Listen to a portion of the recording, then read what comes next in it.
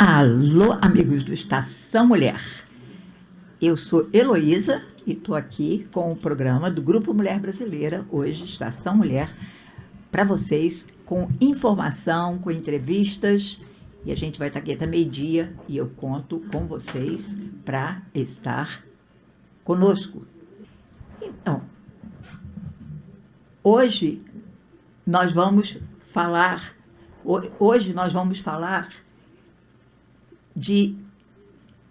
vamos conversar sobre coisas que vão acontecer. Vamos conversar sobre as coisas que vão acontecer durante a semana. Nós temos na segunda-feira o Dia do Imigrante e a gente conta com a presença de todos vocês lá. Eu sei que vai ser difícil, inclusive porque vai nevar, né, gente? Vai nevar novamente de amanhã de noite para segunda-feira e parece que vai cair mais neve do que está caindo hoje. Mas se, por exemplo, você tiver que cancelar seu trabalho e puder pegar o trem para chegar na State House, vai ser muito bom. A gente vai achar muito bom, sabe por quê? O programa do Dia do Imigrante está ótimo esse ano. Esse é o 24º ano que a gente vai fazer o Dia do Imigrante e vai ser muito bom. E nós vamos ter a deputada federal Ayanna Pressley, que era aqui vereadora em Boston, foi eleita esse ano, a primeira mulher negra a representar Massachusetts no Congresso. Nós vamos ter a presidente do Senado, Karen Spilker. Karen Spilker vai estar falando também, então vai ser muito bom. Vai ser muito bom que nós vamos ter a Karen Spilker e vamos ter outras pessoas compartilhando histórias de imigração lá na State House. Vai ser na Sala das Bandeiras. Então, vai ser assim muito interessante. A gente espera que você venha conosco participar do Dia do Imigrante. Nós hoje, no Grupo Mulher Brasileira, nós tínhamos um programa maravilhoso, que é uma oficina de artes com aromaterapia, para celebrar o Dia Internacional da Mulher. Mas, pelo jeito, nós vamos celebrar o Dia Internacional da Mulher com neve, né? Em casa, tomando um chazinho quente, reunindo a família, conversando, miolo de potinha, como se diz no Nordeste, porque nós tivemos, infelizmente, com muita má vontade de cancelar a oficina, porque tinha gente que vinha de longe, ia dirigir 2 horas, 1h30, e aí fica difícil, né, gente? Aqui em Boston está caindo pouca neve, eu estou vendo mais cair neve molhada do que propriamente neve, não está ficando. Mas a gente sabe que em outras regiões do estado é mais difícil, as pessoas têm que pegar a estrada, e aí a gente não quer que ninguém corra o risco, e em vez de você passar 1h30, você passa 3 na estrada, não é justo. Mas nós vamos remarcar e vamos avisar todo mundo. Nós vamos tentar hoje entrar em contato com uma pessoa muito especial lá no Brasil, que vai conversar conosco sobre sexualidade, sobre transgêneros e sobre direitos da mulher e direitos dos LGBTQ, que é a Beth Fernandes. Eu vou tentar chamá-la agora para ver se eu consigo falar com a Beth. Vamos lá. Vamos ver se a gente consegue falar com ela. Vamos ver. Olá, Beth. Alô, você está me ouvindo? Alô? Alô, Beth, você está me ouvindo? Alô?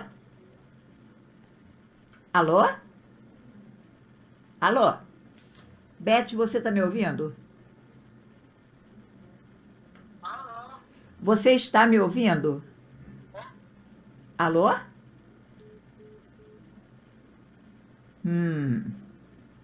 Vamos tentar novamente, gente. Vamos ver se a gente consegue falar com a Beth. Vamos lá, ver se a gente consegue falar com a Beth.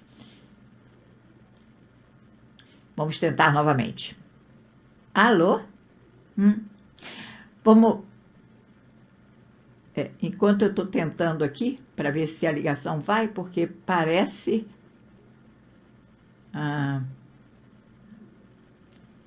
parece que a ligação não está indo. Vamos ver se a gente consegue. Agora está chamando, né? Quem sabe a gente consegue colocar a Beth no ar, que seria ótimo. Tá caindo a ligação. Eu vou dizer para ela para me ligar. Quem sabe dá mais certo se ela me ligar.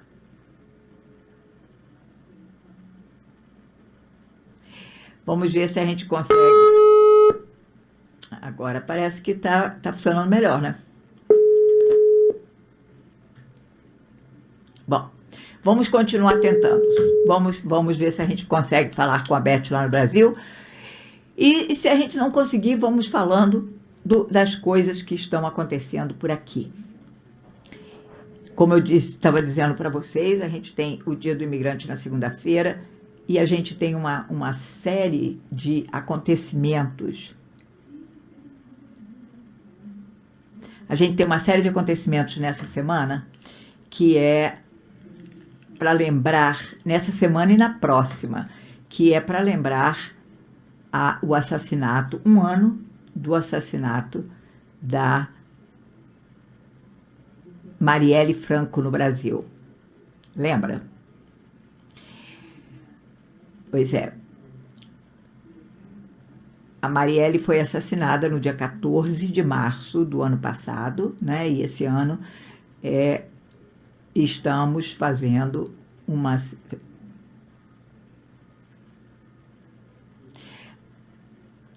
Estamos fazendo...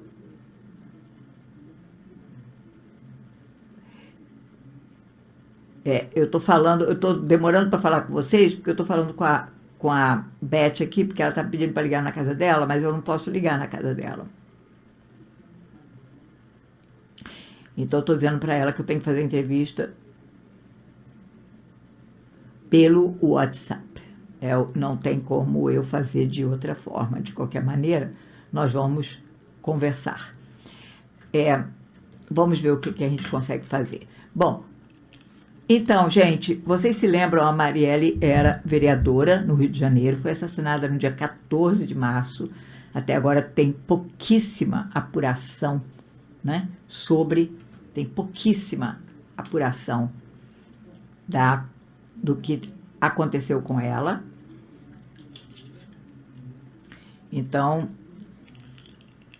a gente tem que lembrar, a gente quer lembrar isso, porque a gente foi um caso muito triste e a gente não quer que se repita, não é?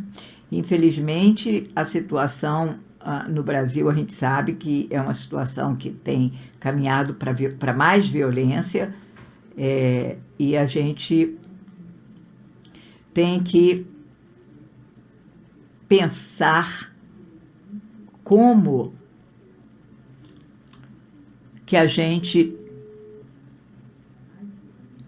lida com essa situação de violência, como que a gente, né, evita a violência, mas como que a gente também não se esconde da violência.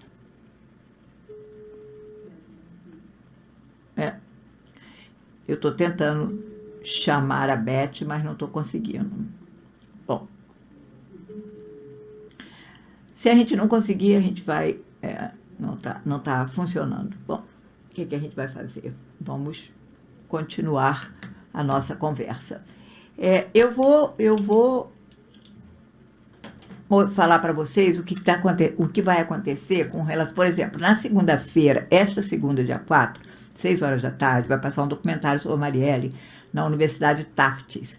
Se vocês tiverem interesse, dá uma olhada no nosso Facebook, que lá no Facebook tem o anúncio do filme que vai passar na Tufts University. Na quarta-feira tem um outro evento na Universidade de Boston, que vocês também estão convidadas. E a gente... e tem no dia 14, tem um evento em Harvard. Então, tem uns 4 eventos aqui para lembrar esse triste acontecimento sobre a morte da Marielle, e vocês sabem que o vereador Jean Willis abandonou o cargo, pediu renúncia do cargo, porque ele acabou ficando com medo das ameaças que ele sofreu, né? Então, ele deixou a Câmara dos Vereadores do Rio de Janeiro para poder sobreviver, porque ele ficou preocupado com a situação de violência no Rio de Janeiro. Não é só no Rio de Janeiro, no Brasil. Mas a gente tem que pensar de onde vem essa violência. A gente sabe que o problema no Brasil é muito ligado ao social, muito ligado à pobreza, muito ligado à falta de condições econômicas, de oportunidades para as pessoas estudarem. Então, a gente sabe que existe tudo isso. Mas essa violência também está aumentando, porque ela está sendo patrocinada pelo governo federal. E a gente precisa ter essa clareza. Eu sei que aqui na área de Boston, eu sei que nos Estados Unidos, a maioria dos brasileiros apoiam o atual governo do Brasil, mas vocês precisam refletir no discurso do governo, que prega a violência, né? E que quer armar a população, e isso é muito triste. Enfim, eu estava falando no Dia do Imigrante, é importante que a gente vá no Dia do Imigrante, se você puder, eu sei que é difícil, é no meio do dia, né? É de 9 às 2 da tarde, mas se você tiver uma horinha, por exemplo, de meio-dia a 1, ou de meio-dia e meio a 1h30, 2 horas, se você pudesse ir, é muito fácil, você pega qualquer metrô, qualquer linha do metrô que vá para Park Street, ou que faz a mudança para Park Street, quando as linhas fazem a mudança para Park Street, é uma das estações mais importantes de Boston, e você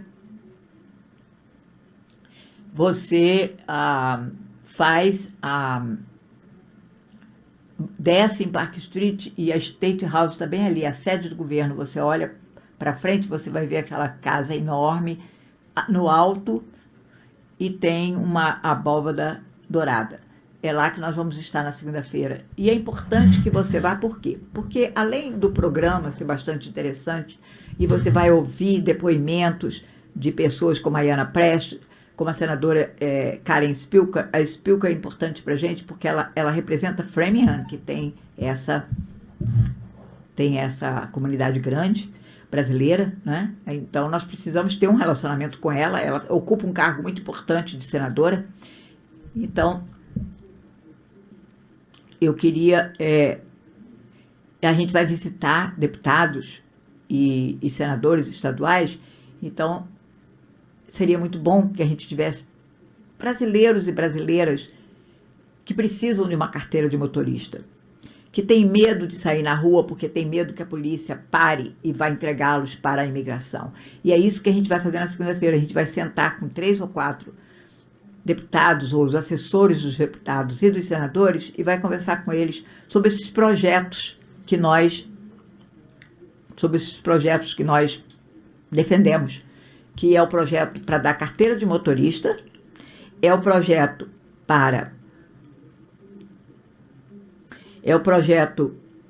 da carteira de motorista, o projeto que impede que a polícia trabalhe como oficial de imigração, e é o projeto os projetos trabalhistas que a gente quer passar. Projeto trabalhista. Que é para prevenir o roubo de salário, e é para garantir o seguro de acidente de trabalho. Porque a gente sabe que existe muito acidente de trabalho aqui. Essa semana morreram dois trabalhadores, gente, em acidente de trabalho.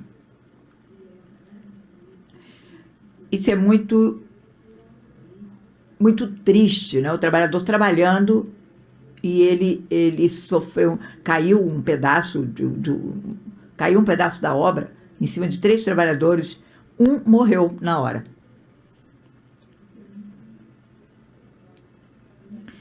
Então, a gente fica preocupada com isso, a gente quer que as pessoas estejam informadas como que elas podem prevenir acidentes e, se infelizmente sofrerem um acidente, o que elas podem fazer? Bom, eu digo para vocês, prevenir o acidente, você vai trabalhar numa obra, aonde você vai trabalhar como faxineira, babá e tudo, você tem que ter certeza que você está desempenhando o seu trabalho com segurança. Quem trabalha em obra, por exemplo, tem que ter o capacete, se você trabalha com obra com máquina pesada, com máquina barulhenta, você tem que ter o headphone para você proteger a sua audição. Você fica surdo, fica surda.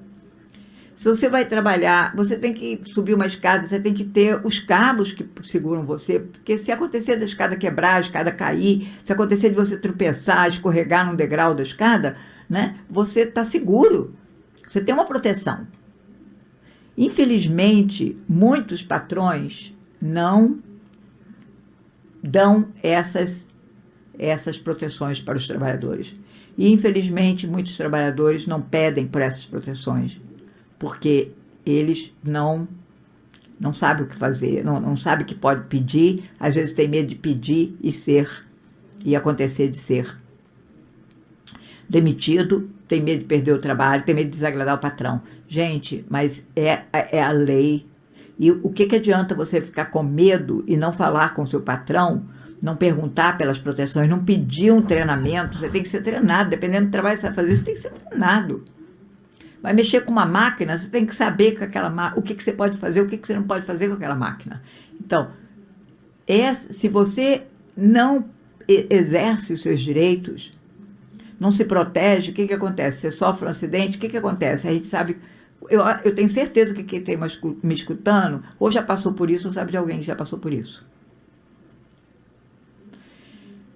Então, esse é um problema muito grande. E o que acontece? Muitas vezes o patrão diz para você assim, vai lá no hospital, se ajeite, se cuide, se trate, mas não diga que sofreu um acidente no trabalho. Então, a pessoa vai, não fala que sofreu um acidente no trabalho, o que acontece? Não pode receber o seguro que garante que você vai ter uma renda pelo tempo que você não pode trabalhar. Essa é a lei. Todos os patrões têm que ter esse seguro, que em inglês se chama Workers' Compensation, é compensação de trabalho, ou compensação para o trabalhador, do trabalhador. Então, você não pode trabalhar porque você sofreu um acidente no local de trabalho, você vai receber uma percentagem do seu salário para poder, enquanto você não pode trabalhar. E é um direito seu. Isso não vai sair do bolso do trabalhador. O trabalhador tem que ter esse seguro, como nós temos que ter seguro de carro. Você pode dirigir um carro sem seguro? Você está em deep trouble, você tem muito problema se você fizer isso.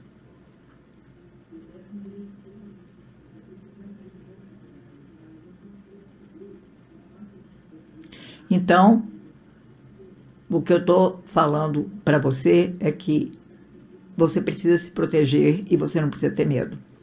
Eu vou contar para vocês um caso que aconteceu agora, que aconteceu há pouco tempo, vocês precisam saber, e eu vou contar para vocês, não para que vocês tenham medo, para que vocês fiquem apavorados, mas para que vocês saibam que a lei funciona.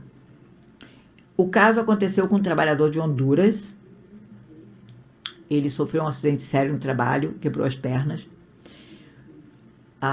O patrão deixou ele no trabalho até o final do expediente, depois mandou levar no hospital, o cara não podia andar. Ele foi no hospital, acho que foi operado, botou gesso, enfim, ele não podia trabalhar.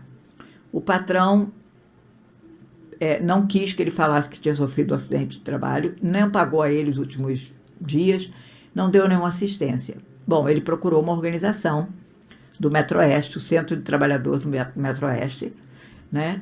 E para ajudá-lo a adquirir o seguro. Ele foi lá e contou a história. E a organização colocou um processo contra esse empregador, deu uma advogada para esse trabalhador, para que ele pudesse receber esse seguro. Claro que ele demorou para receber o seguro, porque como ele não tinha dito no hospital, atrasa o processo todo. Ele não disse no hospital que tinha caído no trabalho.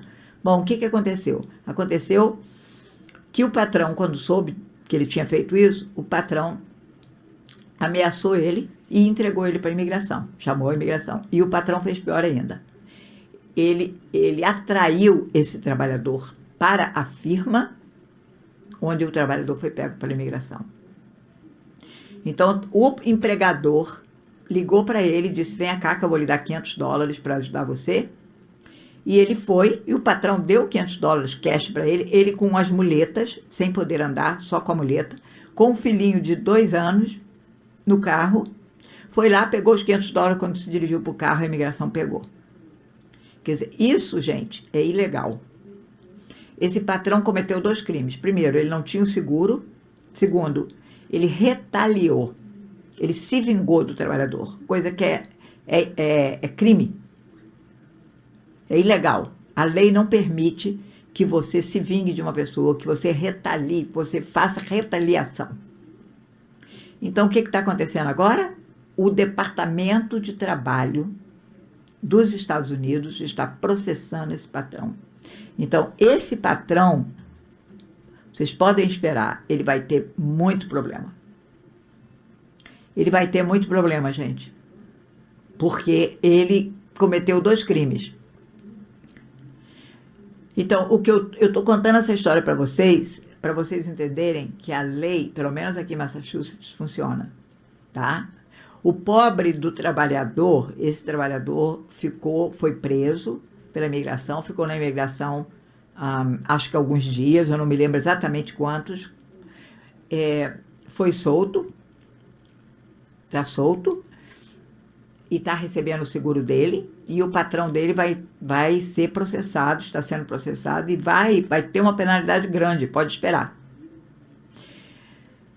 Então, esse trabalhador não precisava ter passado pelo que ele passou. Ele não precisava ter sido preso pela imigração. Mas a compensação dele chegou de uma certa forma.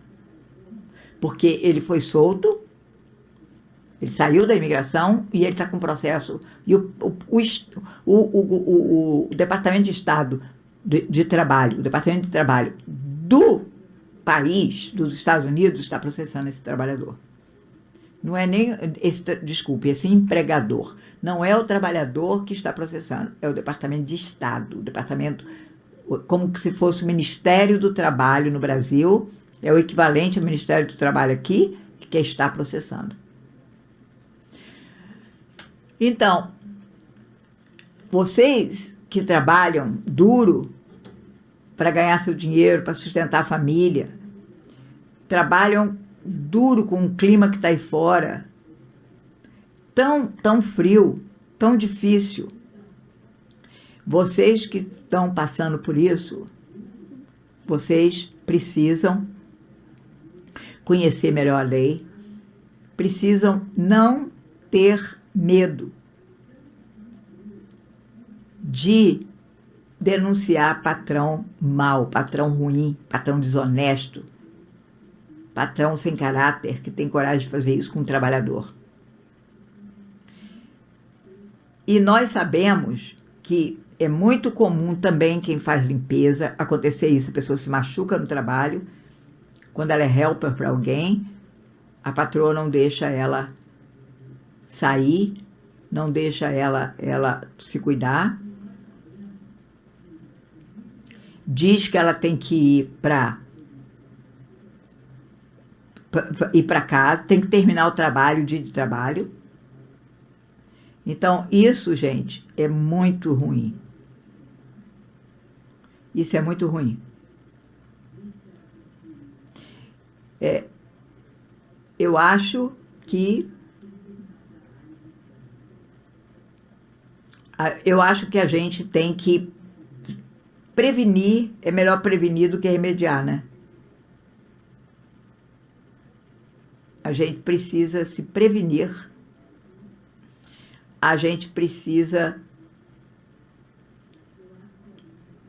saber como lidar com essas situações, não esperar que aconteça. Porque quando a gente espera que aconteça, gente, o que acontece?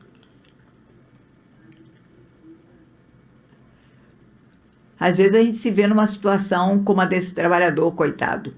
Quer dizer, não foi culpa dele, ele fez o que ele deveria ter feito mesmo, mas eu digo, às vezes,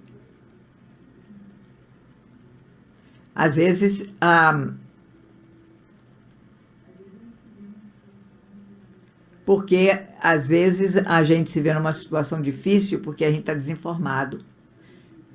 E tem medo. E a gente tem mais medo quando a gente está desinformado. Porque se você sabe os seus direitos, você não vai ter tanto medo assim. Não é verdade? Se você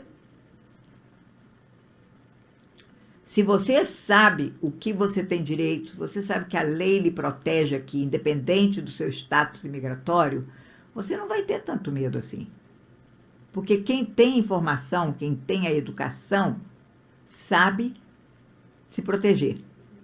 E mesmo que receba uma informação errada, de má fé, como o patrão dizendo, vai lá no hospital, mas não diz que você se machucou, mas se você sabe que você tem o direito e que você deve chegar no hospital e dizer para o médico, não, eu me machuquei no trabalho, você sabe que essa é a forma certa. E você sabe que o patrão é que vai entrar em maus lençóis se ele não fizer o que a lei diz que ele tem que fazer. Então, gente, o que eu quero dizer para vocês é o seguinte. Nós vamos estar na segunda-feira na State House, porque a gente quer defender esses projetos. É importante que a gente defenda esses projetos. A gente quer ter certeza que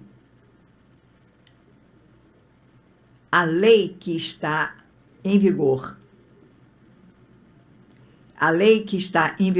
é uma lei que protege todo mundo, não protege só algumas pessoas. E uma coisa que eu digo sempre, estou sempre repetindo, é que você não deve se sentir mal pelo fato de você estar aqui sem documento. Claro que a sua vida é muito mais difícil se você está aqui e você não tem documento. É claro. Com a certeza que isso é verdade. Com certeza. Mas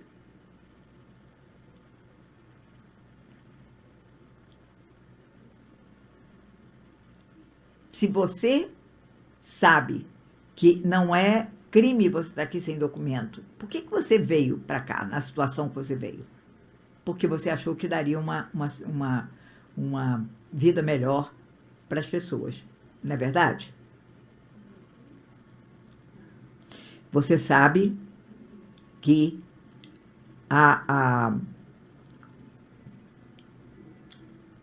você sabe que, apesar de você estar aqui sem documento, você sabe que você tem direitos. E isso é importante que você saiba disso, sabia? É muito importante que você saiba dos seus direitos. É muito importante que você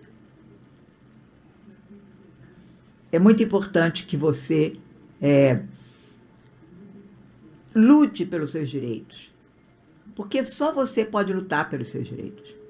Mas ninguém pode fazer isso. Beth, vamos tentar agora? Oi, você está me ouvindo bem? Eu estou te ouvindo. Está me ouvindo bem. Então, vamos tentar. Chega com atraso, mas estou ouvindo. É verdade. Não, eu acho que houve problema dos dois lados, de você e nós. Deixa eu ver se eu consigo, se você está falando. Fala aí para mim, Beth, o seu nome e onde você está no Brasil? Tá, meu nome é Beth Fernandes, eu estou falando de Goiânia, Goiás, Brasil. É. Deu para ouvir?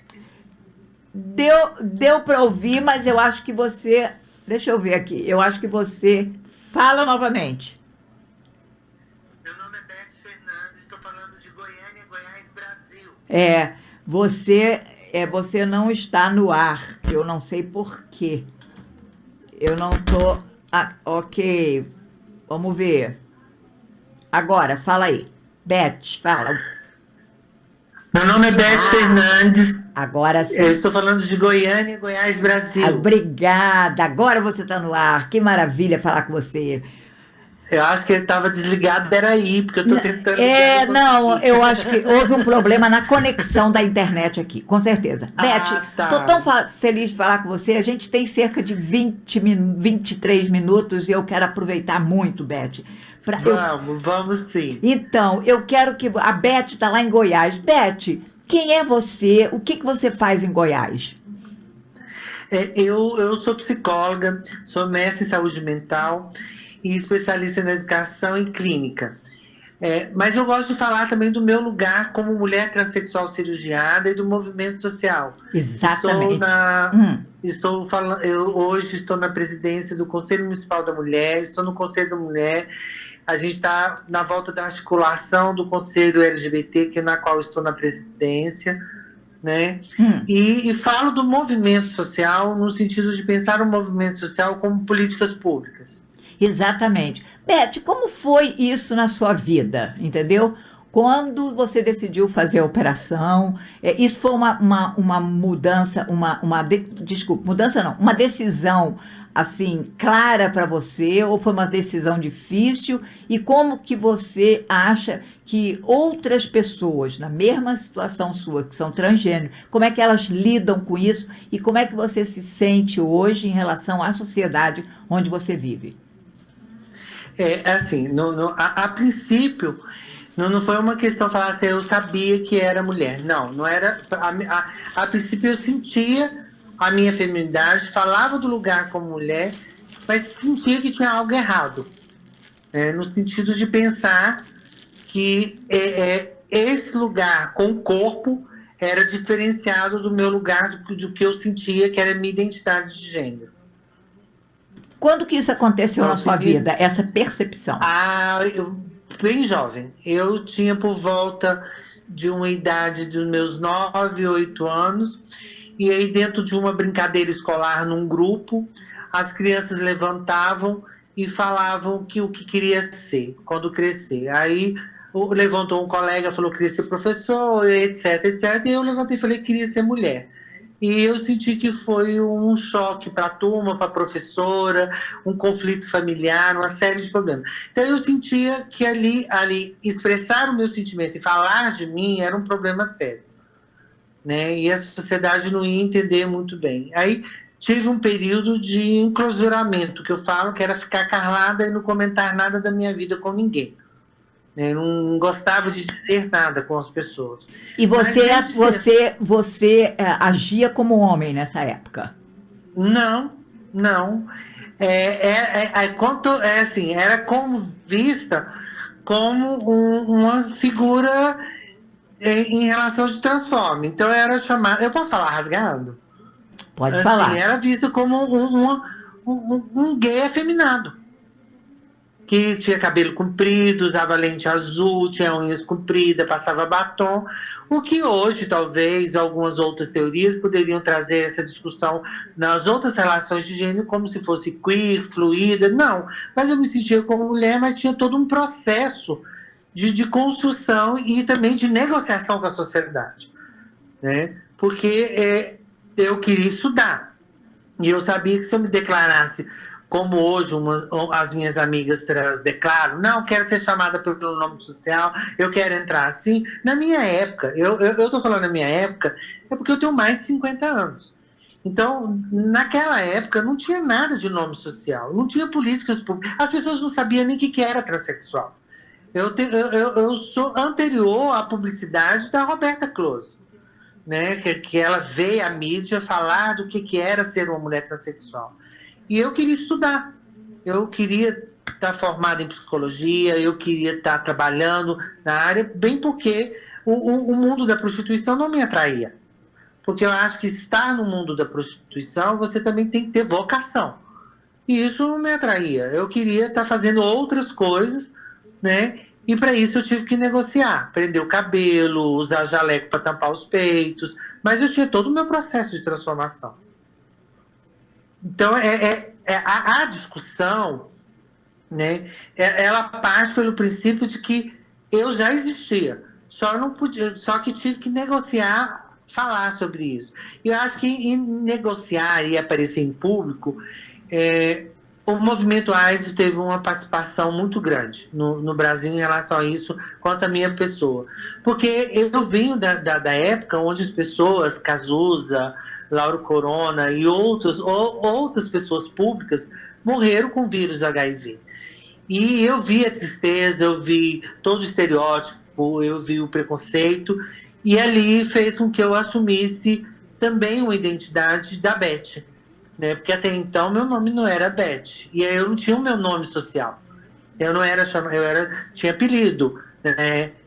Por causa do meu nome é Roberta, mas não era chamada de Roberta para não ser confundida com a Roberta Close, que era uma princesa, era um ícone da beleza, né? E eu estava vendendo bolo na cabeça para formar, eu estava fazendo outras coisas, e aí o movimento AIDS traz essa Beth Fernandes, né? Essa construção dessa Beth Fernandes como identidade política e como identidade de gênero.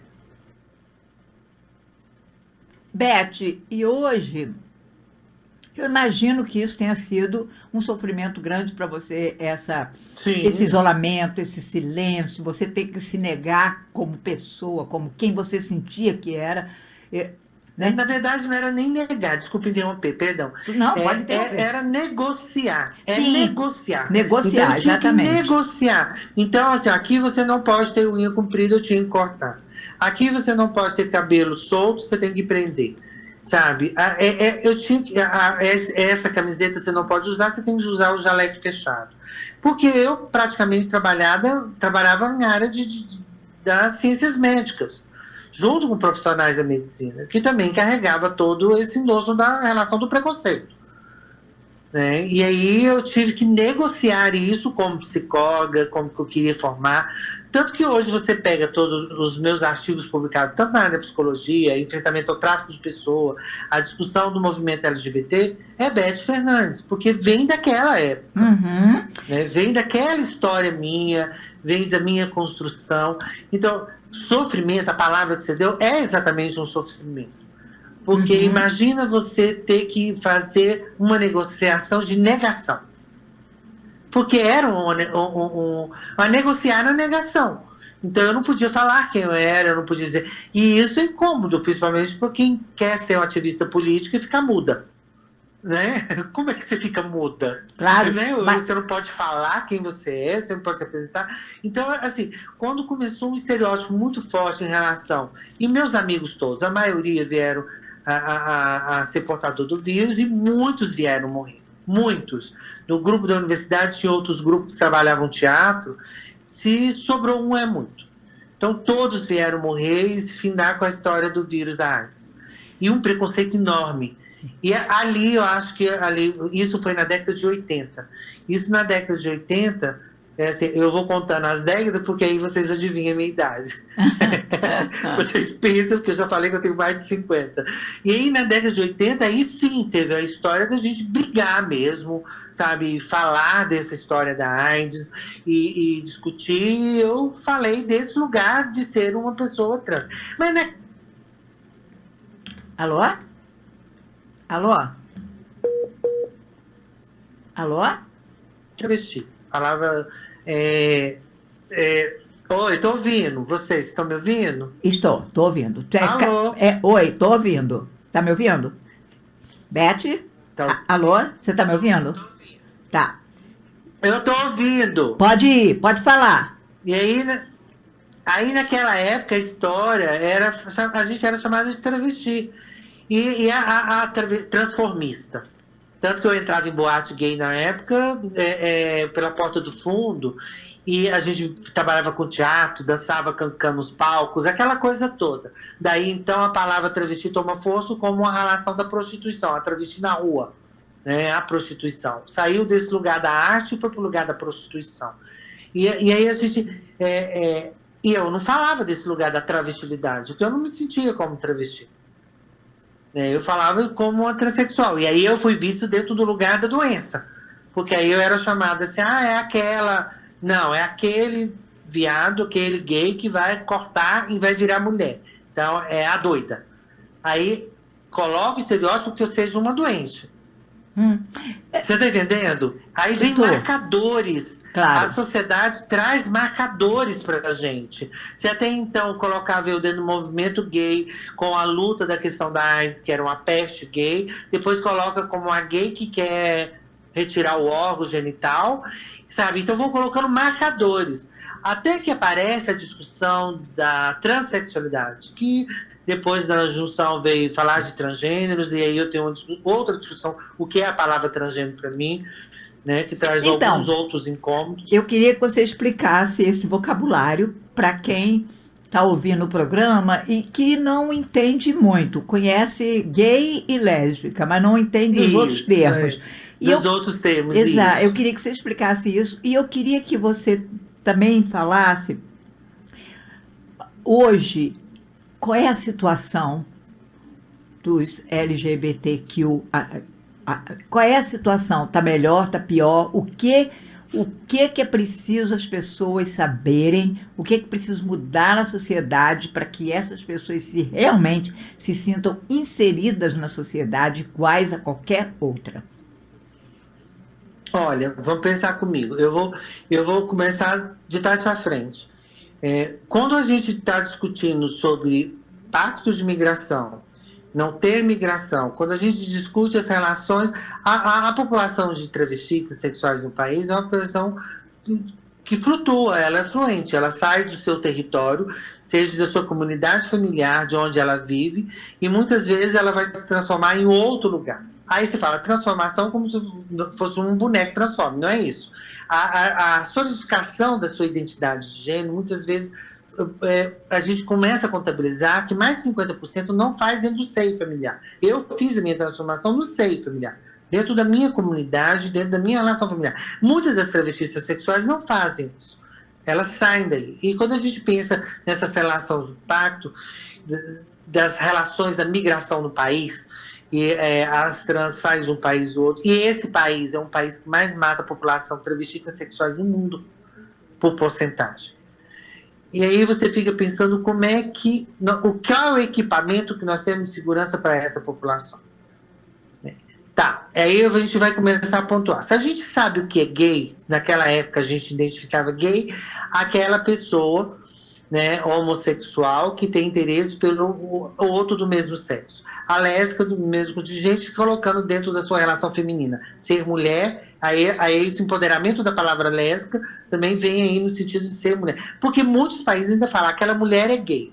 Eu falo, não, aquela mulher não é gay, aquela mulher é lésbica. Porque aí você tem que dar empoderamento à palavra de ser mulher também na sociedade e que tem interesse e atração fisicamente e sexualmente por outra pessoa. Porque uma coisa é você pensar as práticas sexuais, pensar desejo, pensar amor e pensar sexo. São completamente diferentes. E aí isso tudo fica mais confuso no senso comum quando a gente vai falar de travestilidade, transexualidade e fez a junção de travestilidade e transexualidade na palavra transgênero.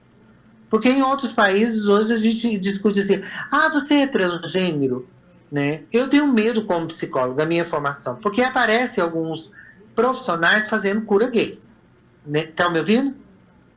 Alô? Estou ouvindo perfeitamente. Estou ouvindo perfeitamente. Aí aparecem profissionais da psicologia que falam assim, vamos fazer a cura bem, vamos fazer a reversão do desejo do outro. Isso é complicado. Agora imagina quando fala transgênero, aí utiliza a palavra trans, de transcorrer de um lugar para o outro, do gênero de um gênero para o outro. Aí vem toda essa confusão que as pessoas estão falando, ideologia. Eu não falo em momento nenhum ideologia. Eu discuto identidade. Qual é a sua identidade? Então qualquer pessoa que esteja me ouvindo, ela fala, eu sou normal. Normalidade, isso é um outro parâmetro.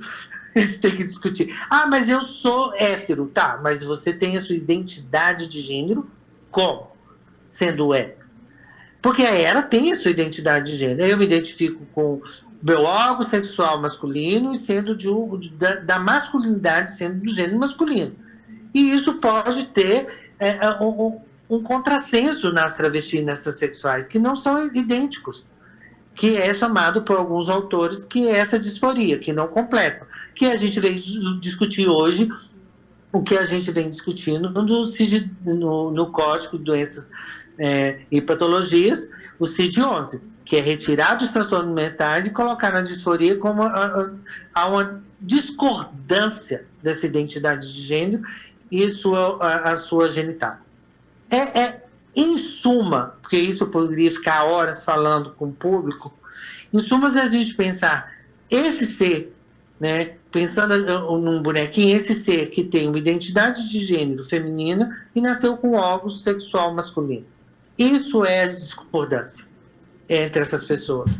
E isso é a travestilidade e a transexualidade. Mas aí, quando usa a palavra para juntar todo mundo, que eu estava explicando sobre transgênero, alguns psicólogos têm utilizado a relação, então vamos, se ela transcorreu de um gênero para o outro, a gente pode voltar ela para cá. Algumas teorias, elas vêm nesse avesso de não liberdade das pessoas sobre a orientação sexual e sua relação com o gênero. Né? Porque isso traz poder também. Beth, duas perguntas que podem soar esquisitas, porque eu não sei, não tenho conhecimento suficiente.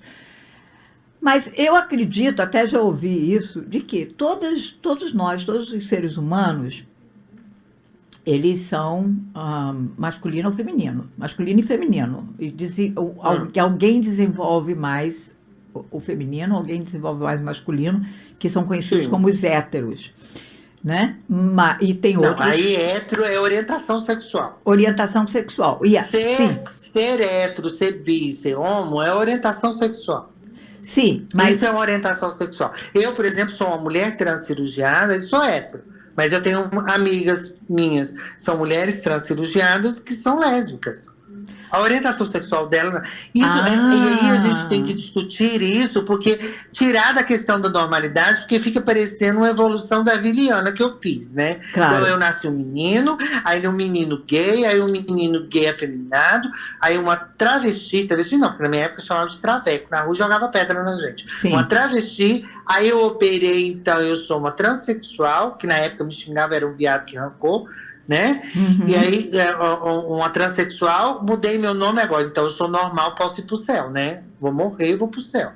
Que agora eu tô no caminho da luz. E não é bem assim. Não é porque assim. Isso é um parâmetro da normalidade. Claro. Porque eu tenho amigas que fizeram essa construção, e toda a construção da sua identidade de gênero, e todo o seu aporte, mas elas são lésbicas. Uhum. São bissexuais. Eu não, sou hétero. Sim, Na verdade, quando as pessoas dizem pra mim assim, Beth, eu optei a ser hétero. Eu falei, optou? Não, se eu fosse pro meu optar, eu queria ser bi. Uhum. Porque eu queria beijar a boca de todo mundo. Isso não é uma prova de macaxice. Desejo não é uma prova de macaxice. Mas Que dia você, por exemplo, você levantou e olhou e falou assim, eu desejo um homem. Uhum. Desejo não é... O desejo você não pega em desejo. Claro. Gênero você não pega em gênero. É uma construção cultural. É uma construção. Desejo é uma construção de prazer e de prática sexual. Sim. Mas o que eu quero perguntar a você é o seguinte. No meu corpo, quando eu nasci e durante o meu crescimento e o meu amadurecimento como ser humano, como uma pessoa adulta, no meu corpo, Sim. alguma coisa faz eu ter aquela orientação. Tô certo ou tô errada? Não, o corpo não. No corpo não, porque se, por exemplo, o meu corpo, eu nasci com órgão genital masculino, então era, dentro do parâmetro, eu teria que ser hétero, um rapaz casado e ter família, não é o corpo, não é uma construção corpórea. O organismo. A transformação da minha genitália, é simplesmente um conforto nessa disforia, o que a gente chama de incongruência entre o órgão genital e a identidade minha gênero. Entendeu? Então, há um contrapasso nesse sentido. Por exemplo, eu nasci com órgão genital masculino, mas pensava e agia, e pensar e agir não é um papel de gênero. Uhum. É ali vestir de rosa, ou cozinhar, que eu cozinho muito bem. Não é nada disso. É identificar dentro de um lugar chamado feminino. Uhum. Né? Por exemplo, a minha militância dentro do lugar E a mulher do não sofrimento. Nós estamos vivendo num país onde mulheres estão sendo mortas todos os dias. Sim. Mulheres estão sendo atacadas todos os dias. O que faz eu pensar, por exemplo, o homem pode ser solidário. Falar, vamos lutar contra isso. Mas ele é homem culturalmente. Uhum. Eu não sou homem culturalmente, não estou dentro do lugar da masculinidade e luto pelo lugar emancipar a mulher dentro desses laços de subjugação. Então, o que eu estou falando? O meu corpo, ele pode mudar. Meu gênero não é assim, uma hora eu sou uma coisa, uma hora não. Claro. Você falou do ser binário. Então, binarismo dentro do cultural é ser masculino e ser feminino. Uhum. Uma pergunta que eu faço muito quando eu estou trabalhando em dinâmica é: como você se sente? E é a pergunta que as pessoas têm que fazer cotidianamente para ela. Como eu me sinto? Não é se eu me sinto com dor de cabeça, eu me sinto com febre, não. Como eu me sinto dentro desse lugar do binarismo, masculino e feminino. Para alguns homens é confortável ser masculino. Eles xingam a gente de vagabunda, eles nos agridem, eles falam que tem poder, sabe? E aí ele tem toda uma construção cultural que o masculino é poder. É isso que, por exemplo, a gente tem que trabalhar no cotidiano com nossas crianças. Com certeza. Sabe? Não é as relações só de papel de gênero, visto rosa e visto azul. Não, vai além. Vai muito além de vestir rosa e vestir azul. Vai muito além disso, porque eu tenho que ensinar essa criança a pensar, tá, você gosta de azul, veste azul porque é menino, mas aí o menino não bate em menina porque tem mais força. O menino não agride, não violenta sexualmente. Sabe, eu estava aguardando vocês me ligar, eu estava vendo uma matéria de 5 homens numa violência sexual com uma menina de 15 anos no Amazonas. Que horror. Que acha isso natural. Exatamente. E às vezes a família, o pai, acha isso natural. A culpa é dela porque ela provocou com decote. Ela quis. Você está entendendo? O que eu estou falando é das nossas relações com o humano. Então, ser mulher na sociedade, quando as pessoas me agridem por ser uma mulher trans, é falar assim: você quis ser mulher, então você tem que apanhar. Você quis ser mulher, você vai ter que ganhar menos. Vai ter que sofrer. Você está entendendo a lógica? Dentro de uma cultura de ser mulher na sociedade. Então, tá? Quando você me pergunta, e eu estou tentando falar, quando você me pergunta como é que o Brasil está hoje, eu falei disso nessa resposta. Sim. Como é que a gente acorda todos os dias com a mulher vítima de feminicídio? Isso não é fácil, sabe? Isso não é fácil. E aí, dentro de um lugar onde as pessoas acham que eu escolhi ser mulher. Não é questão de desejo, não é uma questão de opção. É uma questão simplesmente da minha identidade. Claro. A minha identidade é gênero feminino. Claro. Tá certo. Agora, eu tenho amigos homens trans que a identidade é masculina. E aí eu discuto com eles que homem trans não tem que ser essa construção da masculinidade, querer bater em mulher. Fala, não, você não vai construir sua masculinidade dentro desse lugar. Beth, olha só, a gente tem 3 minutos e eu queria... eu queria falar mais 2 horas. Eu também queria, mas... Não, mas a gente vai voltar. A gente vai voltar no Estação Mulher. Mas eu queria, antes da gente acabar o programa, eu queria que você dissesse essa questão do Brasil no momento. Qual é como que a gente acorda a sociedade? Sabe, os pais e as mães e os pais que estão ouvindo a gente, que têm filhos, como que a gente cria os filhos da gente exatamente sem ser nesses parâmetros de que o homem tem que ser macho, a mulher tem que ser lá na cozinha, bonitinha, dócil, arrumadinha. E dentro disso que você está falando, dentro dessa construção da passividade da mulher e do ativismo do homem, e dentro dessa construção toda de que... Agora, vamos pensar como pais e mães, quando nós estamos criando nossos filhos. Né? É tão dolorido, acho que para um pai, ver um filho... Sabe, recentemente vi uma matéria de uma mãe quando o filho empurrou a coleguinha no recreio porque queria furar a fila, alguma coisa nesse sentido, e a mãe fez ele voltar e entregar uma rosa, sabe? Eu acho que está aí dentro desse processo de aprendizagem.